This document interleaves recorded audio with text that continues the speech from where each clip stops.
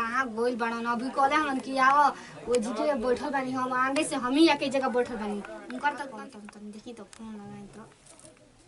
Hello. हाँ hello. तू काहे ना फोन उठावत रहो? अरे भाई आवत नहीं तू काहे हो जा जले काहे ना हो जाई हई किसन कसन त घर बनत टाटे जी गा मां के एने में लुकाइल बानी ते देख ली त का कह के हई मेहरारू का करते हो घरवा में। अच्छा हे जाइल होगा फील्डवा बहु जोन बनता है रूम में। हां ओइ चल बे तू ओइ जे ने बोले रहा भुला जाता रहा। हां तो ठीक बा तो जे केहू ना आवेला काहे घबरात रे आवत के ना आवेला मैं लइका फइका मैं लफा घुमत रहलसन देख लीसन बतियाव त का कहसन हमरा के मैं जते उछल जे हसन हमरा के त हमर मर्दो छोड़ दी देखतनी। माता कैसे छोड़ दे हम काहे ना छोड़ दी जाना जाई कि का करत छोड़ हम तो मनावत नहीं झूठ बोल के गए नहीं कि जातनी ब्लाउज सिलवावे यही ब्लाउज सिलवावे हमें जा सुन ना हम तो मनावत नहीं कि छोड़ दी तोरा के हम अभी जैसे कि तू रखब अभी से रख लेम तोरा के। हां काहे ना तू तो रख लेब अपन मेहर समराते नहीं क्या तोरा हमरा के रख तू ही में आ रहा है हमार। हां मेहरा तो इतना इंतजार करे तक आ जी तो आवत नहीं तन बानी तरह गांव के भारी है आवा जल्दी तो से ढेर बात करे के बा फोन पर कितना बताई बुझाता हमरो मालूम बा कि टाइम लागे ऐसे बहुत दिन के बाद मिलल जाता है। ठीक बा जल्दी आवा देख हम फोन रखा था ना हम इंतजार करता इंतजार ठीक बा ना। अच्छा घरवा ले ले तो देखले नहीं के हो घर वाला ली ना दुगो लड़की रही संसा खोड़त रही सोनिया चना के तो हम वहां छुपा के अपन ओढ़ के आइल रहनी तब वो मन देख ले ना वैसे कि लाल साड़ी क्या पूछ लिया हमार मर्दा खोजत खोजत आई तो कही कि लाल साड़ी वाला मेहरा तो पता ना दी हसन इतना पागल बा आजकल के जनरेशन। चल जौन होई तो आज देखल जाई। आज पकड़ा दिन ना कि नहीं तो जान लियो तोरे के संगे रहे के पड़ी हमरा और रहे पर हमरा ताके पतियार बनी राखी पतियार बनी पैसा रुपया कमाए के ध्यान नहीं के खाली बार राखी पैसा पतियार को रुपया तू जान देखी माने कुआर रहले तो माने भुला गेले कितना पैसा लुटले बन तोरा में। हां कुंवार पर के बात अलग बा शादी ब्याह जाला ना तो खूब खर्चा बढ़िया जाला समझ जाई। पहले लेखा का छोट छोट कपड़ा पहनते अब साड़ी किनता तो 2-2 हजार रुपया लागता समझ जाई।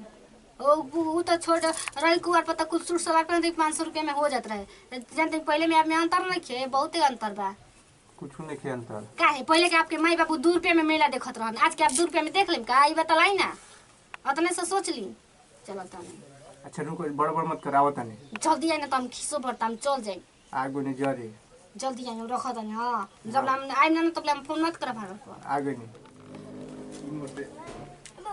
आवे के ताइए गुनी रुका ना नो तो बंद कर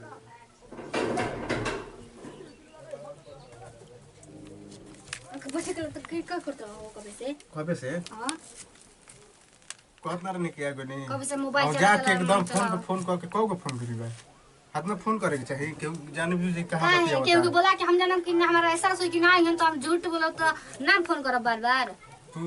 कब विश्वास पर तू अटल निकलल बा का कि तारा पर विश्वास हमारे पर यही तरिया गुनी अपने गांव से तू ससुरम बड़े कितना हम रिक्स उठा के आइल बिन के देख तू रिक्स उठा के कि हां तारा के तो कुछ ना केहू कही हमरा के ना कही का हम दूसरे गांव से आइल बिन तू तभी आइजे बा दूसरे गांव के आइल बिन त हम घर से निकले नहीं गेल है नहीं जा कैसे कैसे बहाना बना के आइल नहीं हम नहीं जानत नहीं सुना कुछ अलग बात कर जा तो कहीं आप कह तभी नु तो फगु आइल बा फगु तुम काहे रंग किन के देही रंग होने के जरूरी बा तो का जरूरी बगैर बात पूछत तो बतलाई लवर के रंग के जरूरी नहीं रहेला तो का जरूरी खुदे ओकर शरीरिये रंग बा अरे तार देखी शरीर में तब का वो तो ना हमरा के पगिला होई बोली चल जे दूसरा टाइम कहां बा अब कहां जगह बचिए जा ये जे बढ़िया बा तो कहां जाए के होने हम नहीं की देखले जनता लोग खेत में सरसों पूरा लागल बा पूरा बड़ बाटे पूरा बड़ कर में लोग भी ना करे हां खेत पाटल उटल होई बस मैं हमार साड़ी ओढ़ लेटा जी हम ना जे जल चुका के जी के कहीं ना कहीं के ना बा और का करे का करूंगा चल मां का करे के करना काहे खातिर मने अपना रिक्स उठा के कुछ फायदा ना मिले ना छोड़बो करता तू जल्दी हम जौन कहते तन कर ना जल्दी न हां कोई जनम नाम ने जात नहीं घरे देखो लेट हो जाए हम पिटाए लागो घरवा पिटाई ना कहां पिटाई 1 घंटा से तो पहले तू लेट करवेला हो इजका रुकवा के फिर तू करत छोड़ तो बस 5 मिनट लागी फटाफट तैयारी हो जाए ना ना ना ना ना ना अरे छोड़ रोवे लागम जम रुके का सवाल माने नया भेट भइल के रोले नाम जात नहीं हो तू क्या कर तोड़ा बस 2 मिनट लागी 2 मिनट छोड़ो रुक बस 2 मिनट ना अब हम जाते बस ना तू देख मूड खराब करता अब फिर मूड मुझे खराब ना तू करता हुआ हम खुद ना आएम तू जान ल तू हाँ आएला ना तो खाली बार कहले चल होने चल ताकि प्यार से बैठ के बात ना कर सकेलन बस 2 मिनट लग गया ना फिर चल फटाफट रेडी मम्मी मम्मी रे बस हो गया एक बार और सही हो जा जाए तू बहुत दिन तो फिर ये बार तो फायदा भइल काम कैले के प्यार कैले के बड़ा प्यार के फायदा दिखाओ तोरा कोई हाल इनकर तो फोन आ गई ना जिम घर में तो पीटे भी करम